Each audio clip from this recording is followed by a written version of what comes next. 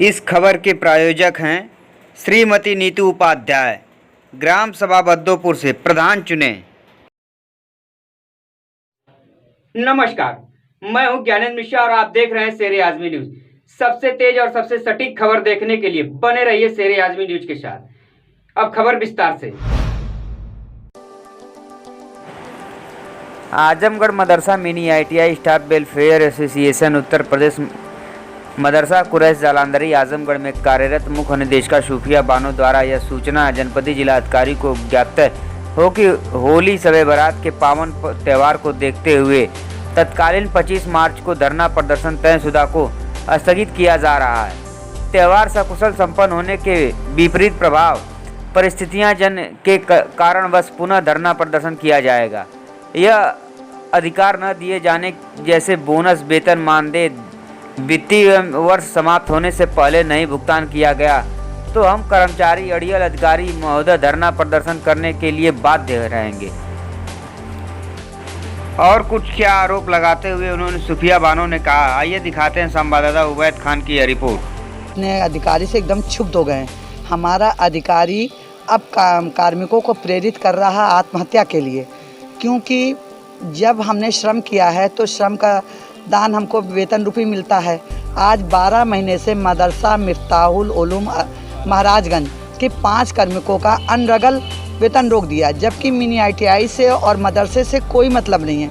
हम तो दोहरी मार जीते हैं। एक तो NCVT के कानून नियम पूरा करते हैं, उसके बाद मदरसे के भी नियम, दोनों का समन्वय करते हुए हम लोग बच्चों को प्रशिक्षण देते हैं और बच्चों को समाज में सेवा योजन और स्वरोजगार के लिए लाभान्वित होने के लिए तैयार करते हैं। सबसे बड़ा टीचर का संघर्ष होता है मान सम्मान समाज में अपने को खरा उतारना।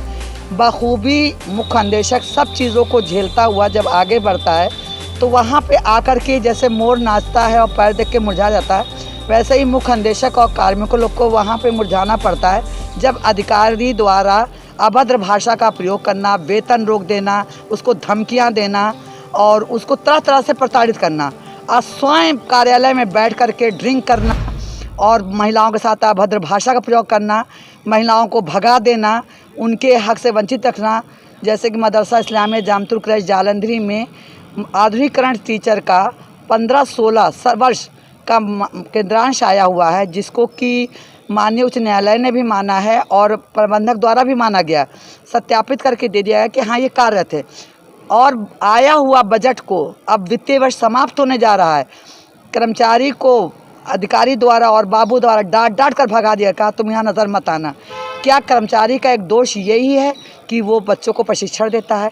क्या एक अध्यापक का दोष यही है कि वो समाज के वंचित बच्चों को इल्म देता है?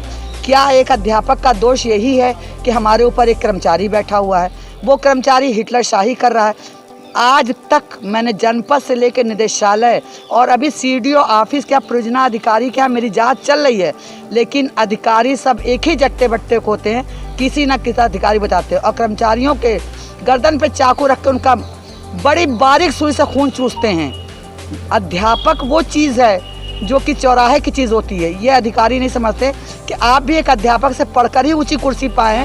और हम ये चाहते हैं मुझे न्याय मिले। इसी वित्तीय वर्ष में 12-13 महीने से वेतन बिना किसी कारणवश रोका गया मदरसा मिफ्ताहुल उलूम महाराजगंज आजमगढ़ का इन कार्मिकों को दिया जाए और रेशमा बानो का मानदेय दिया जाता है और साथ में एक वर्ष के काम से खुश होकर माननीय मुख्यमंत्री द्वारा वित्त विभाग द्वारा तोहफे के तौर पर बोनस मिलता है। और जबकि हम लोग 14 साल से पूरे आजमगढ़ के कार्मिक मिनी ITI के वर्क कर रहे हैं, उसी आदेश से मदरसा या अन्य विभागों को दिया जाता है बोनस और हमको वंचित करके गुमराह किया जाता है। अगली कार्रवाई क्या होगी? अगली कार्रवाई ये होगी कि अगर हम लोग को इसी वित्तीय वर्ष में नहीं मिला तो हम लोग आमरण अनशन के लिए बाध्य होंगे।